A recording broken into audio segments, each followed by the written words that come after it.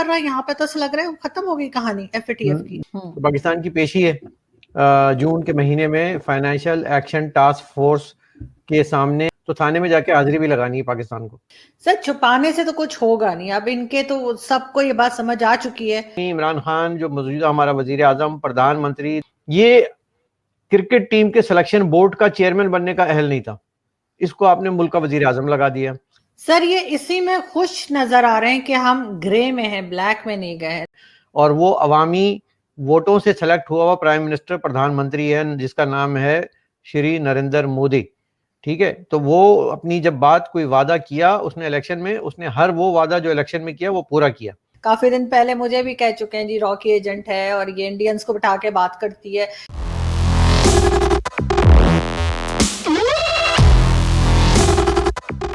जय हिंद दोस्तों, मेरा भारत महान न्यूज़ चैनल में आपका स्वागत है।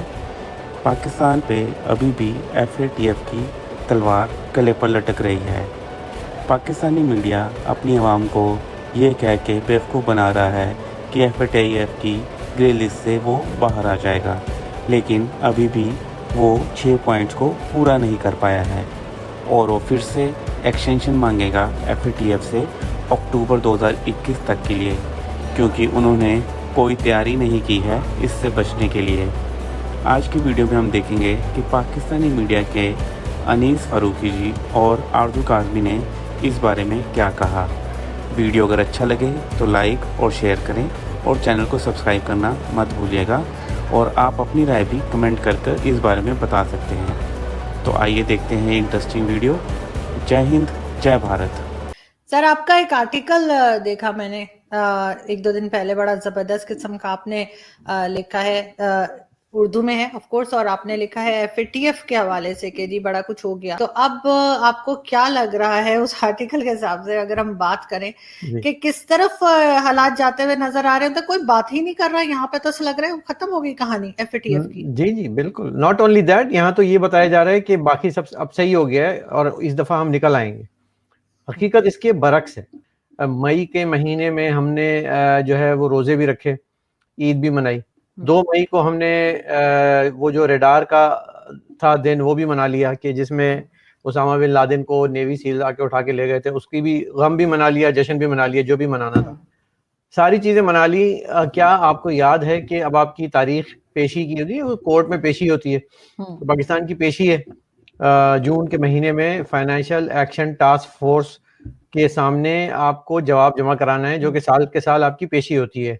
वो होता है ना कि जब आप किसी को अरेस्ट करते हो, उसके बाद उसको जमानत पे छोड़ देते हो, फिर कहते हो कि हाजिरी लगाते रहना थाने में, तो थाने में जाके हाजिरी भी लगानी है पाकिस्तान को, और उसकी कोई तैयारी नहीं है। टेलीविजन के जरिए अपने पेड लिफाफा एंकर्स के जरिए ये देना शुरू कर दिया है कि जनाब एफएटीएफ कुछ भी नहीं है, ये झूठ है और हमें अब कोई फिक्र की बात नहीं है। ये सूरत हाल इस वक्त चल रही है कि हम आवाम को अपने धोखे में रखकर और बस इसी मंजन में लगाए रखेंगे कि आप जो है ईद मनाएं।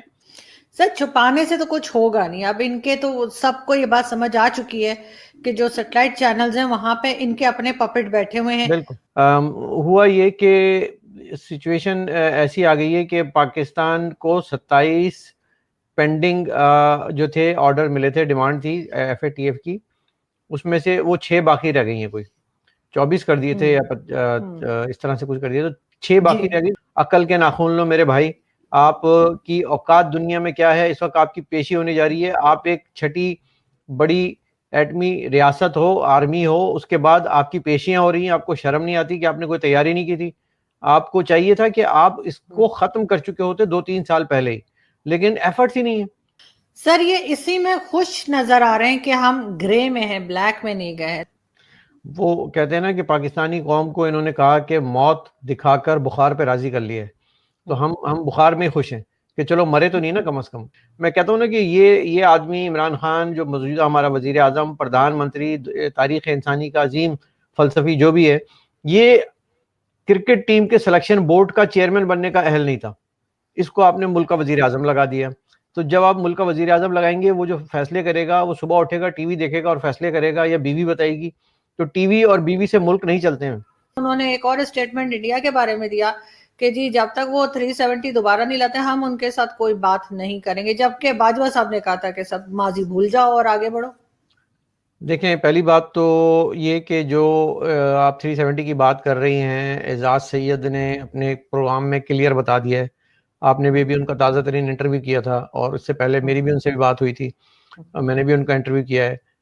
370 के वक्त पाकिस्तानी हुकाम को, और आपको पता है हुकाम में कौन लोग होते हैं जो सीनों पे तमगे सजा के घूमते हैं, एक जंग नहीं जीती और तमगों की एक बहार है, वो उनको बता दिया था कि ये काम होने जा रहा है, आपने उफ नहीं करनी है, आपने उफ नहीं करनी है। और उन्होंने उफ नहीं की। वो इतने ताबेदार हैं न्यूक्लियर स्टेट की हेड और आर्मी के हमारे जियाले बहादुर पुत्र हटा दे जो है, वो इतने बहादुर हैं, उन्होंने उफ तक नहीं की और लिप सर्विस, जबानी कलामी मुंह की फायरिंग करके वो खामोश हो गए। 1 घंटा जुम्मे की नमाज के बाद लोगों को एक्सरसाइज करा दी मस्जिद के बाहर खड़े होके, एंड दैट्स इट। कश्मीर को उनको पता था कि ये हिंदुस्तान का हिस्सा है और हिंदुस्तान इसको लेकर रहेगा, और क्योंकि उनकी हुकूमत एक जमहूरी हुकूमत है, एक तसलसल है, कॉन्टीन्यूटी है, और वो अवामी वोटों से सेलेक्ट हुआ हुआ प्राइम मिनिस्टर प्रधानमंत्री है जिसका नाम है श्री नरेंद्र मोदी। ठीक है, तो वो अपनी जब बात कोई वादा किया उसने इलेक्शन में, उसने हर वो वादा जो इलेक्शन में किया वो पूरा किया।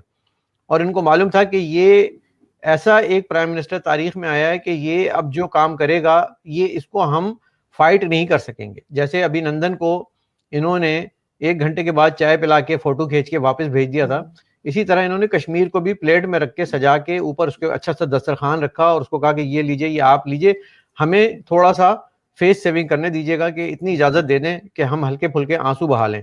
तो इन्होंने चीखें भी नहीं मारी, इन्होंने दुहाइयां भी नहीं दी, इन्होंने सिर्फ हल्के से आंसू बहाए और कहा कि जी गुड बाय कश्मीर, और कश्मीर इनका चला गया। ये इतने नाअहल लोग हैं कि जो इस वक्त पाकिस्तान के हिस्से में कश्मीर है, जो पाकिस्तान एडमिनिस्ट्रेटर जिसको इंडियन जो है POK कहते हैं, पाकिस्तान ऑक्यूपाइड कहते हैं, वो भी कल कलां को दे देंगे तो ये उफ नहीं करेंगे, क्योंकि जब इनसे कहा जाएगा कि तुमने उफ नहीं करनी तो नहीं करेंगे। जी तो जी वसतुल्लाह खान साहब जो डॉन टीवी पे जो है वो शो भी करते हैं, BBC में भी लिखते हैं, आप यकीनन जानते होंगे। उन्होंने कहा इनको अगर बैठने को कहा जाए, यानी गवर्नमेंट को बैठने को कहा जाए तो ये लेट जाते हैं। आप कहाँ तक एग्री करते हैं?